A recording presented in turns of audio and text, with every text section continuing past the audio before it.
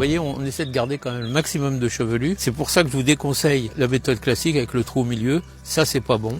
Je préfère de loin qu'on fasse comme ça. On enterre assez profondément notre tomate pour pas qu'elle monte parce qu'elle a toujours tendance à monter. On rempote en tassant un petit peu comme ça. Voilà. Alors c'est de la Money Maker comme je vous l'avais dit.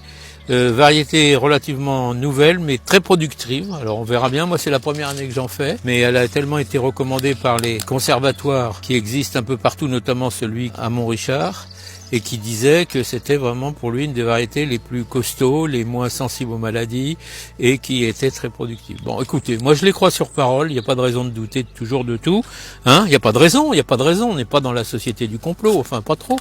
Donc on va essayer de les mettre comme ça. Et on enterre bien, hein, aux 2/3 même s'il faut, jusqu'au bas des feuilles, hein. Et si les petits cotylédons du bas sont enterrés, ce sera pas un drame. Nos tomates ont trouvé leur position dans la serre, là, qui est là, la petite serre. Ils vont donc maintenant pouvoir se développer et elles sont avec les haricots qui sont en train de lever et puis les poivrons et les aubergines. Donc voilà, tout est un peu opérationnel. On arrose un petit peu. Le basilic qui est là aussi. Vous les arrosez, mais pas trop. Laissez même un peu sécher. Il faut que la terre soit humide, mais surtout pas détrempée parce qu'on n'est pas là pour les rendre malades. On est là pour essayer de les laisser se développer.